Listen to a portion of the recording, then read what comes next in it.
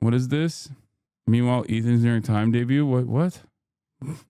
Yeah, apparently Ethan is not very happy about this. He is very upset that I got this article written, and he's been posting about it. He's been posting about it since like 6 a.m. our time, which I think is a crazy thing to do when you first wake up. Like, I first woke up and I posted about the article because, you know, it's the article that I was waiting for. I was waiting for it to come out. It's been a long time. The article took place a long ass time ago.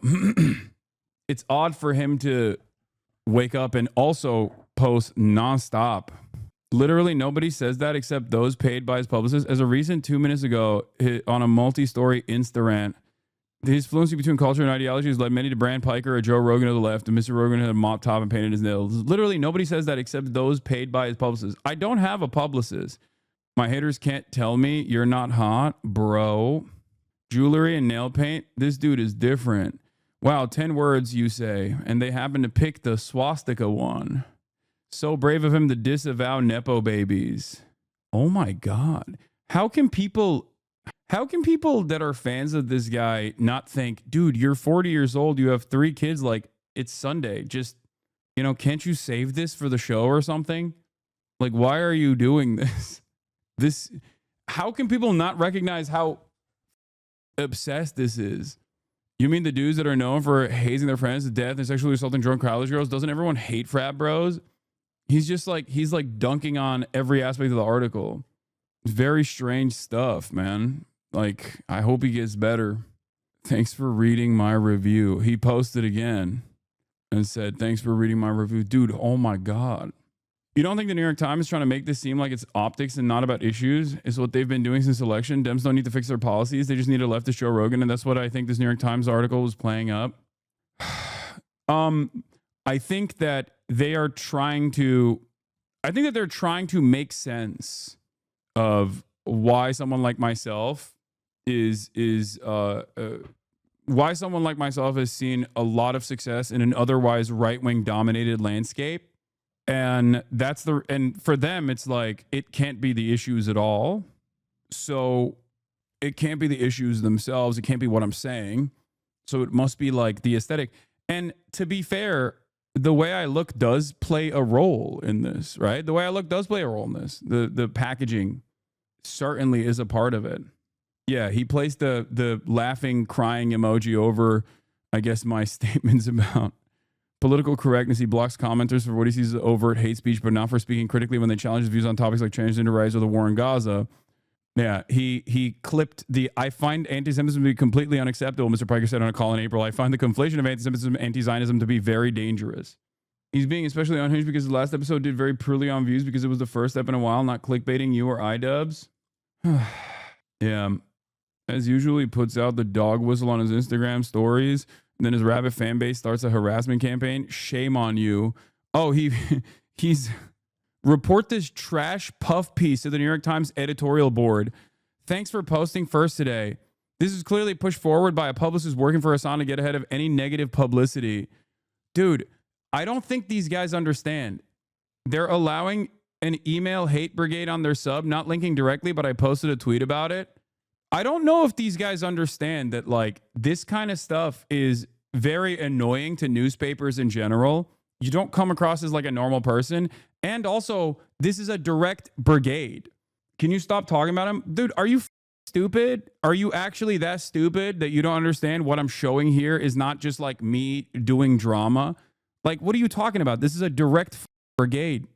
Like, this is also literally by Reddit standards not allowed. Like, this is, you're harassing a journalist and you're trying to get a journalist fired for writing a profile on someone you don't like. This is literally Gamergate. This is what Gamergaters were doing for years and years. It's so insane because, like, every content creator has a decent amount of stalkers, right? But most content creators don't have a stalker that basically makes content off of them stalking, like everything that I do. I like you aren't downplaying the positive side of their obsession aesthetic and rapping aside. There's a real benefit to you being given publicity. Negativity be damned. Yeah, because I don't want people to get fired for. I mean, it's not going to happen anyway. But I don't want people to have to deal with like annoying calls and shit like that. Like it's so stupid. It's so lame. You know what I mean?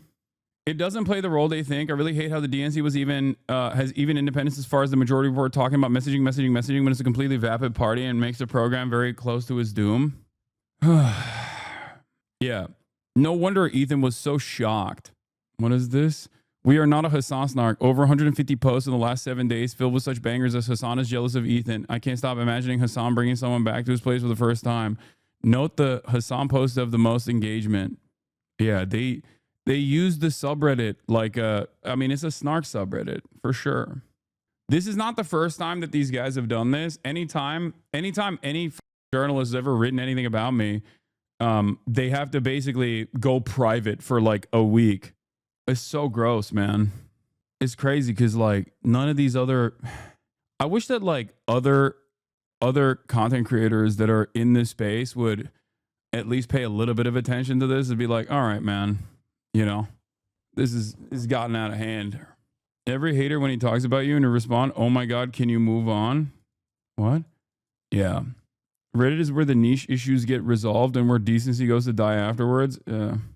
Other content creators don't have mainstream news asking for their political opinions. No, I know, but like this is very clearly a major issue, right?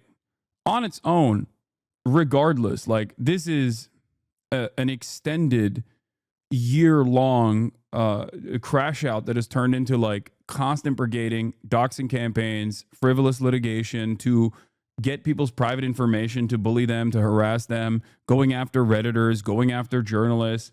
Like it's so weird. It's so strange that it's just like something that we all have to put up with. Other content creators themselves see this kind of thing and go, ugh, I don't want to say anything because I don't want to incur the wrath of Ethan's foot soldiers. And I feel like that's such a strange, there's just a strange place to exist in where everyone is like, yeah, this stuff is weird and gross, but you know, a lot of people are just like genuinely worried that he will come after them. This is something that happened with Aiden Ross as well initially, you know? Why are you shocked? They did the same with D for 5 years. I know. They are still first world problems though. No, I mean, yeah, that's true, but we are in the first world, you know? I'm trying to put the truth out in the space where people may see it in my free time, but the DDG and E community is legion. It's tough to break through. Yeah. Just remember, it's mostly online. Even though the more we spend time online, the more the shit we do online becomes the reality. New York Times article title change. What did they change it to? Nobody liked the article title initially, so I'm not surprised. A progressive, oh my God, they literally changed it to what I just said. A progressive mind and a body made for the manosphere. That's cool. Anyway, I think it was a good article. Obviously, Jack's the man, by the way. He was dope. He was great. And I hope that he doesn't get a lot of harassment, you know. Paid publicist confirmed. Yeah. Do you think that debating Ethan will shut him and the Legion up? No, of course not. No, I think the fact that it's online makes it a more pressing of an issue. At this point, most people in the 18 and 25 age group primarily gets their info online. I know, but I'm also online, you know? I'm also duking it out here. It just sucks because, like, I'm duking it out over here, and I wish that I wouldn't have to deal with, like, people who consider themselves to be liberals and present themselves as liberals who are supposed to be like ideologically aligned with someone like myself, especially at a time when there's more pressing issues like the Trump administration, you know, throwing the Constitution in a pile and lighting it on fire, right? Do you see what I mean? Like, it just sucks that I also have to deal with like the apolitical drama side of things. Like, it's not enough that there is already so much right-wing commentary all over the internet, like everywhere, right? But then also on top of that, like even the apolitical guys and the liberals and the centrists also have to constantly present, you know, my style of politics as like bad. And these guys never actually present a leftist voice that is good, by the way. It's not like they're propping up certain people and being like, this is actually a really good person on this issue. Like, Ethan tried doing that for Israel Palestine, and the guy he came up with was Boner Box. Like, that person is not like, there was a point, I think, when he was definitely more critical of Israel, but he's not. Like, he went to Israel. Like, he did a propaganda trip with members of the Israeli with members of the Israeli foreign ministry. So it's really up. I was told by a prominent former gamer turned liberal commentator that if you woke up tomorrow and there were no hit pieces, you'd be bothered. You mean they lied to me? No, it would be amazing. God, it would be the most amazing moment of my life. There would be like a moment of peace for once, you know? I mean, those guys know that that it's a distraction and it sucks, right? Because if they thought that it was something that I enjoyed, then they wouldn't do it. These people despise me. Like, they hate me. And they've said as much. I mean, some of these guys have gone as far as to say, like, oh, I hope he kills himself, which is so crazy because, like, you know, I'm doing pretty good. Just turn off your PC for peace, little bro. Yeah. Much love from Prussia, bro. I asked Wilhelm to put in a good word for you with the Sultan. Keep it up, brother. Thank you. It's socialism or barbarism. Thank you for the 10 gifted subs. Is there anything that to get Ethan to stop? No, he'll never stop. Especially because he knows that whenever he brings up my name and attacks me, he brings on some of the grossest losers online to come and watch him. They love that shit. So I think this is beneficial for him as well. He gets to feel smart, which is what he wants more than anything else.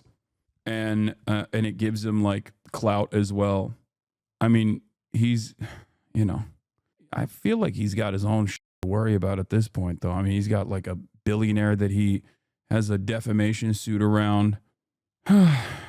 So I don't normally condone this kind of stuff. What? No. Shut the up. Don't say like that.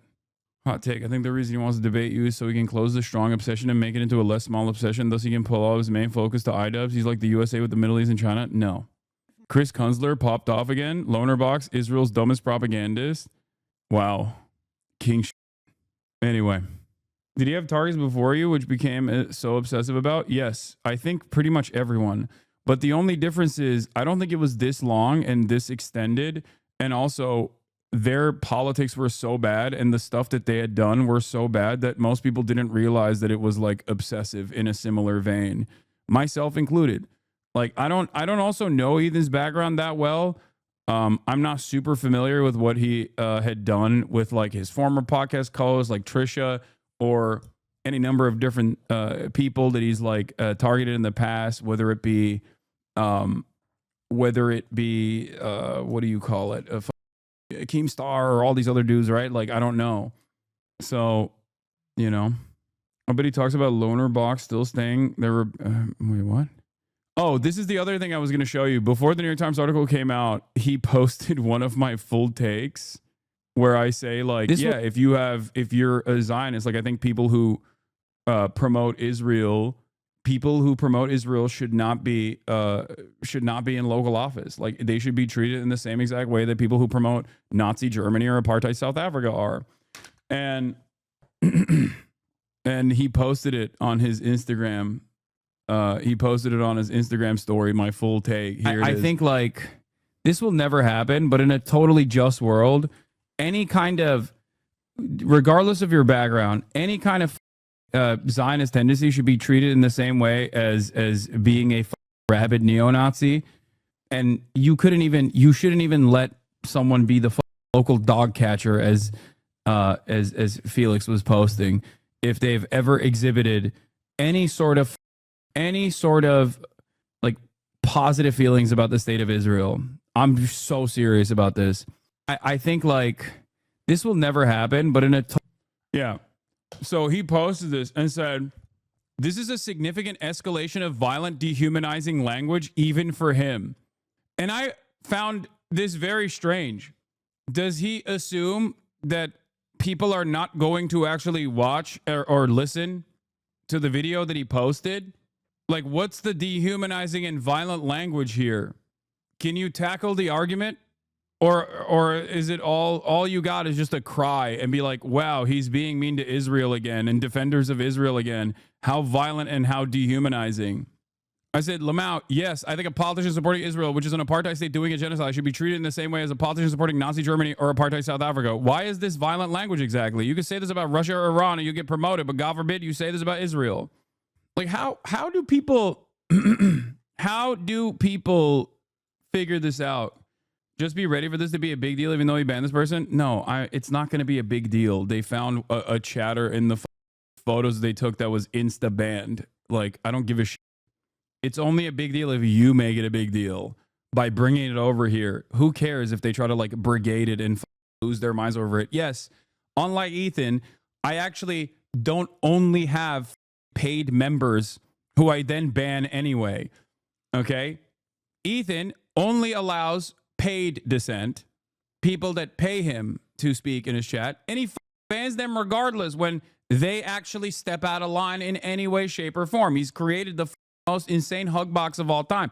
I, on the other hand, like having political discourse in this chat, in this community. I'm a political commentator. I have Trump supporters on here. I have neo-Nazis that come into the chat all the time. I have Ethan Klein fans who come in here with no understanding of anything, really.